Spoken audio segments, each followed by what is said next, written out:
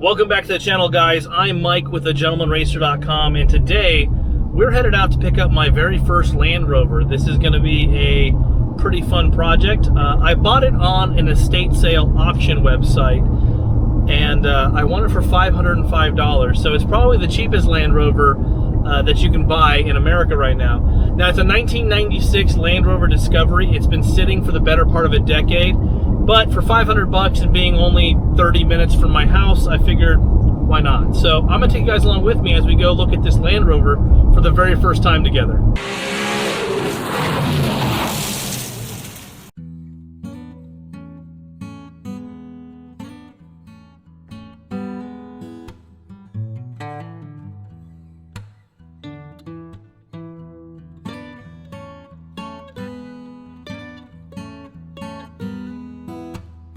So the tow truck driver beat me here, so he's already getting it loaded up. So we'll have to do our big unveil and going through the vehicle once we get it back to gross spec, but it's pretty cool.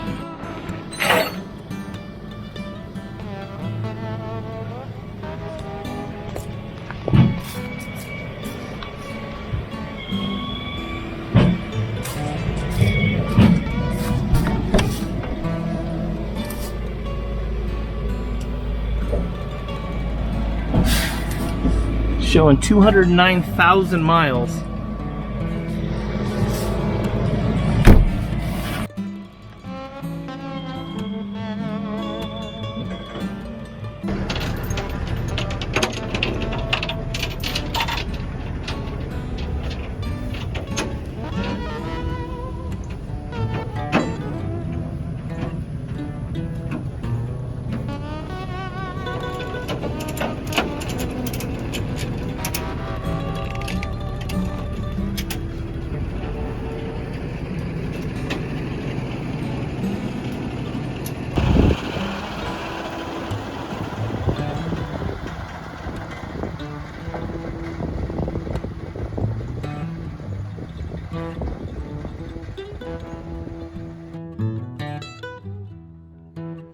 So it's the next morning, and we didn't really get the vehicle offloaded until it was way after dark. Unfortunately, it took a while to get back up to gross spec, where we're keeping the vehicle, where all my project cars are at right now. We're up in gross spec at our property there. So unfortunately, I didn't have a chance to film any more with the vehicle yesterday. I had to get back to my home office here for some work and stuff, some other projects we're working on, and then I leave for Moab, Utah in the next couple days, and I'll be gone most of next week filming in Moab, Utah, doing some off-roading, and there'll be some fun videos coming out of that. But I wanted to share with you guys what the auction process was like, what the vehicle plans are, and kind of share some pictures of what the vehicle looked like upon picking it up. So the vehicle's a 96 Land Rover Discovery. It is got just over 200,000 miles on it. I didn't know the mileage on at the time when I bought it because they didn't have that listed in the auctions. And unlike most other auction houses like, you know, Copart and any of the police auctions I've bought vehicles from for in the past, like it's very different with these estate sale auctions. Now, my initial plan was to use the Nissan Titan press vehicle I was driving this week to go get a trailer and load it up myself and do all the stuff and kind of get a longer video out of it. But they only give you a 30-minute window, and they probably would give me a little more time, but they only do give you a 30-minute window to pick up your items from the auction that you won. And it's kind of an interesting concept. So, like, how this whole thing came about was there's a company that does estate sale auctions online, and basically the next generation is taking over this estate from their father, who I don't know if he passed away or if he's been, you know, put into a home or retirement or has moved on, and the next generation is now taking over this 70-acre estate, and the place was amazing. I mean, the entire driveway was lined with oak trees. It had tennis courts and a pool. It had its own lake. I mean, it was a really, really cool property. And the Land Rover was parked next to an old Ford Explorer, and apparently they had just kind of parked their vehicles as they bought new ones and just left them there. Now, the last time this Land Rover was registered was 2012, so it's been sitting for a long time. The story is, and it always seems to be, is that the fuel pump went out. That's like every Craigslist ad ever, was running fine until the fuel pump went out. So I don't know if that's the actual case. We'll find out later.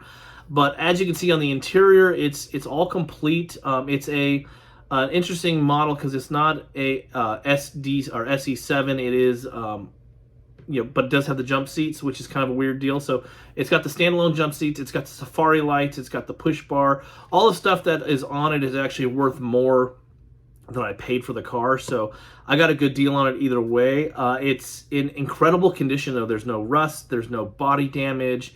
The interior is all complete. The wheels are in incredible condition. I mean, obviously it needs tires. It's going to need all the rubber stuff replaced, brake lines and belts and hoses and stuff, obviously. But the plan is I'm going to do a full video where I just clean it out and do a full detail from being covered with the Spanish moss and just grime. And we're going to put some tires on it. We're going to get it kind of in a position where it's clean and better to work on. And then we're going to dive in and try to make this thing a runner, because I've always loved this generation. This is the first generation Land Rover Discovery. It is such a neat vehicle. I want to add a ladder to it. I want to add a roof rack to it. But I basically just want to take it back to original, restore what needs to be fixed on it, and then make it a driver. So that's the plan. We'll be doing a bunch of videos with this Land Rover. It should be a lot of fun, but for $500, I don't think you can really beat it. And it is going to be so satisfying to watch this thing go from muck and just moss and lichen growing all over it and wasp nests to hopefully the paint and everything will clean up, because there doesn't seem like there's any real major damage other than just being really dirty. So that's the plan. Thank you guys for watching. Please do subscribe. We're going to have a lot more content here around this, around our Grand Wagoneer project that we're building, our Austin Healey project, and some other off-road and road trip adventures that we have coming up. So please be sure to subscribe, and I will see you guys in the next video.